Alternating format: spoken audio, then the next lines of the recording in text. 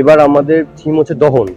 দহনে বিনাশক দেশের শত্রু, বা আমরা ভেবেছি দেশের শত্রু কারা হতে পারে, এবং তাদের কথায় যথারীতি মাথায় এসেছে এবং আসাই উচিত। সেটা আমরা অসুররূপী হিসাবে দেখাচ্ছি, এটা মোহাম্মদ ইউনূসের মুখে আর পাকিস্তানের প্রধানমন্ত্রী শাহবাজ শরীফের। সকলে বলছে মোহাম্মদ ইউনূসের মতনই অসুরের মুখটা হয়েছে। মানুষজনের প্রতিক্রিয়া খুবই ভালো, তারা খুবই আনন্দিত, খুবই উচ্ছ্বসিত।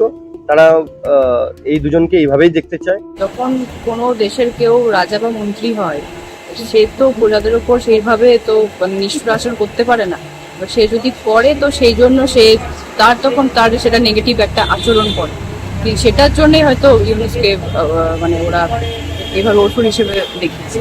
তো আমাদের প্রতিবেশী যে দেশ আছে আমাদের, যে এখন মানে অন্তর্বর্তী যিনি আছেন আর কি, সেখানকার আর কি তার সাথে আর কি বিল, যেহেতু তিনি কিছু ভারত বিদ্বেষী মন্তব্য করেছেন বা এবং সেই কারণে এইটা অনেকটা করেছে এবং এটার মাধ্যমে আর কি তুলে ধরা হয়েছে।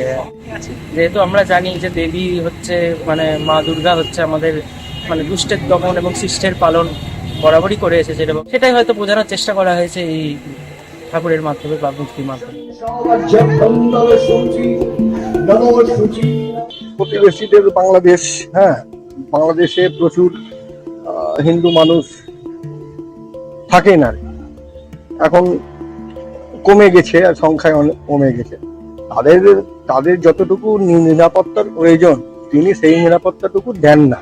উনি যে কার্যকলাপগুলো করছেন, ওনার নিজ বুদ্ধি সম্পন্ন মানুষ, একটা বুদ্ধি সম্পন্ন মানুষ, এই কার্যকলাপ ওনার কাছ থেকে কেউ আশা করে না।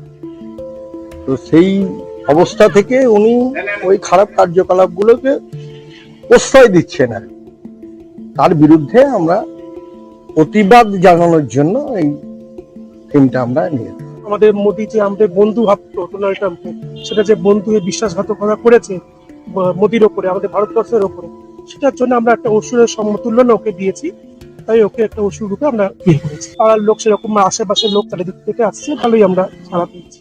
এই যে অবিচার আমাদের ভারতের বিরুদ্ধে আমেরিকা নিরন্তর লাস্ট 3-4 মাস ধরে করার চেষ্টা করছে, নৈতিকভাবে হোক অনৈতিকভাবে হোক যেভাবেই হোক, এইটাই আমাদের উদ্দেশ্য যে এই অবিচারের বিরুদ্ধে আমাদের এটা একটা মৌন প্রতিবাদ। দেবী দুর্গা যেমন করে সবসময় অসতের বিরুদ্ধে জয় লাভ করে, আমাদের এটাই আমাদের চেষ্টা থেকেছে।